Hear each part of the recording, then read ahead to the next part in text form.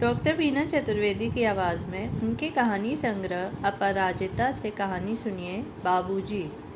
ये एक ऐसे माता पिता की कहानी है जिनके बेटे की युवावस्था में मौत हो जाने पर पिता साधु होकर घर छोड़कर चले गए थे। माँ धार्मिक प्रवृत्ति की महिला थी। वह अपना समय पूजा पाठ में गुजारती थी।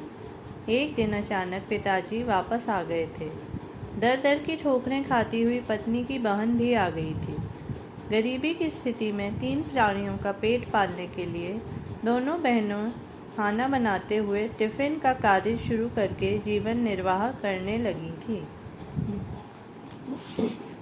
सुनिए कहानी बाबूजी। पड़ोस में रहने वाली कुंदन की माँ बहुत ही धार्मिक प्रवृत्ति की महिला थी। महीने में 4 उपवास करके एकदम भूखे प्यासे रहकर पूजा पाठ के कार्यों में व्यस्त रहना, यही थी उनकी दिनचर्या। दुनियादारी से जैसे उनका कोई रिश्ता नहीं रहा था। सगे संबंधी नाते रिश्तेदारों से उनका संबंध विच्छेद सा ही हो गया था। जब से उनके बेटे कुंदन की मौत हुई थी, उन्हें संसार से विरक्ति हो गई थी। उनके पति उन्हें रोता कलपता छोड़कर साधु बन गए थे। पूंजी के नाम पर एक टूटा फूटा मकान, थोड़े बहुत बर्तन, कपड़े और भगवान की मूर्तियों का बड़ा सा परिवार था। वह अपनी इस छोटी सी दुनिया में स्वयं को व्यस्त रखती थी।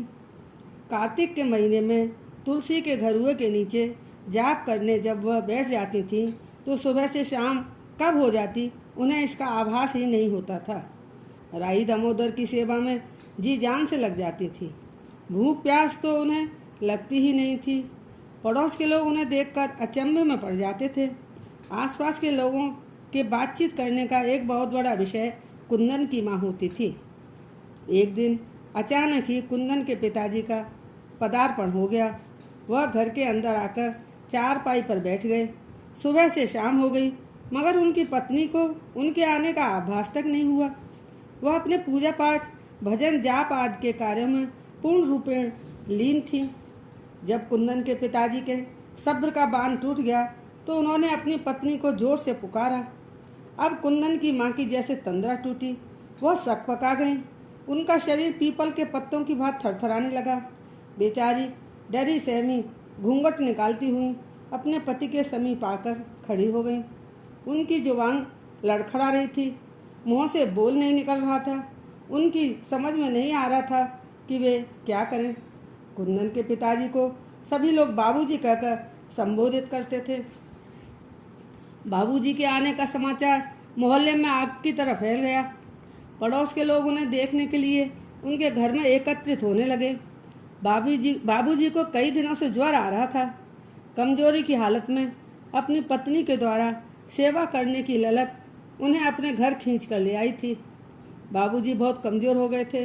लोग आपस में कानाफूसी करने लगे कि शायद बाबूजी असाध्य रोग से पीड़ित हैं, तभी यहाँ आ गए। पड़ोस का एक लड़का केशव भागकर वैद्य जी को बुला लाया। केशव की पत्नी रेखा एक लोटे में पानी लाकर बाबूजी को पिलाने लगी। बाबूजी के चले जाने के बाद कुंदन की माँ की देखभाल ये दोनों पति पत्नी ही करते थे। वैद्य जी ने बाबूजी की नाड़ी देखकर कहा, ये ज्वर से पीड़ित हैं। ऐसा लगता है कि महीनों से इन्होंने ढंग से भोजन नहीं किया। इनकी आंतें सिकुड़ गई हैं। धीरे धीरे इन्हें भोजन देने की कोशिश करें। केशव के साथ मैं दवा भेजता हूँ। दवा समय से दूध के साथ देनी है, जिससे इनके शरीर में शक्ति आए। कमजोरी बहुत आ गई है। बाबूजी की सेवा करना ही अब कुंदन की माँ का पूजा पाठ एवं धर्म कर्म था। स्वयं के शरीर में शक्ति नहीं थी, फिर भी रात दिन वह बाबूजी की सेवा में लग गई। धीरे धीरे बाबूजी के स्वास्थ्य में सुधार होने लगा। बाबूजी की अंतरात्मा स्वयं को धिक्कारने लगी। अपनी पत्नी को जीवन की मैदान में अकेला छोड़कर चले जाने की पीड़ा का अनुभव उन्हें बेचैन कर रहा था। कुंदन की माँ को उनसे कोई शिकायत नहीं थी। वह तो अत्यधिक सरल स्वभाव की, सीधी सादी, मृदुभाषी, भद्र महिला थी। कुंदन की माँ सुबह के समय दरवाजे पर गाय को रोटी खिला रही थी। उसी समय एक दुबली पतली छोटे कद की गौर वर्ण धवल केशों वाली अधेड़ महिला हाथ में एक छड़ी तथा बगल में एक पोटली दबाए उनके नजदीक आकर खड़ी हो गई। कुंदन की माँ टकटकी बांधकर उसकी ओर देखती नहीं, मगर कोशिश करने के बाद भी वह उस महिला को पहचान नहीं सकी।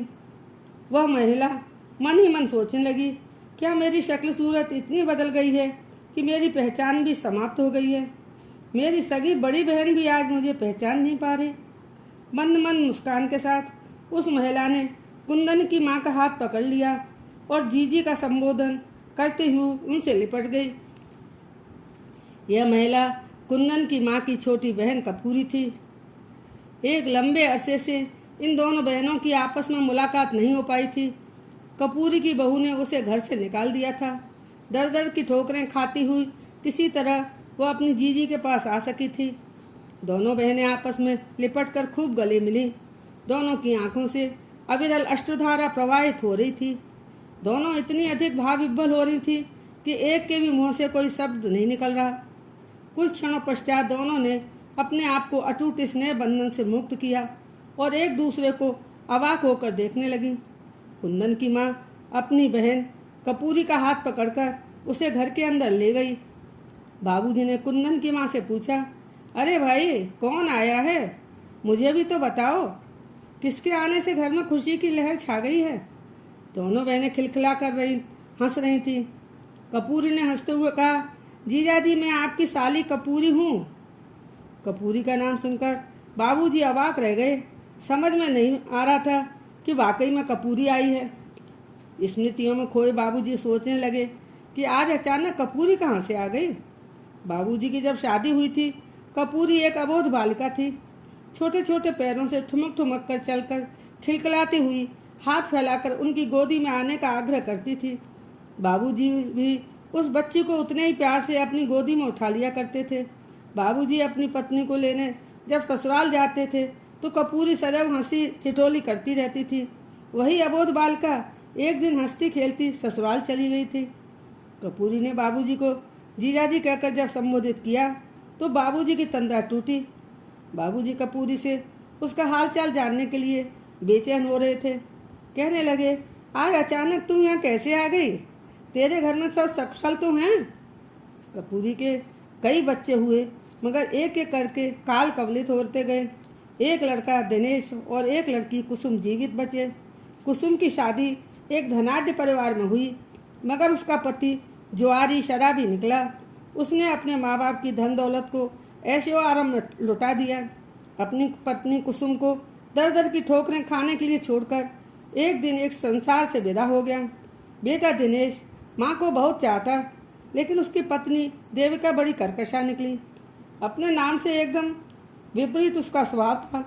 अपनी सास को वह पल भर के लिए भी बर्दाश्त नहीं करती।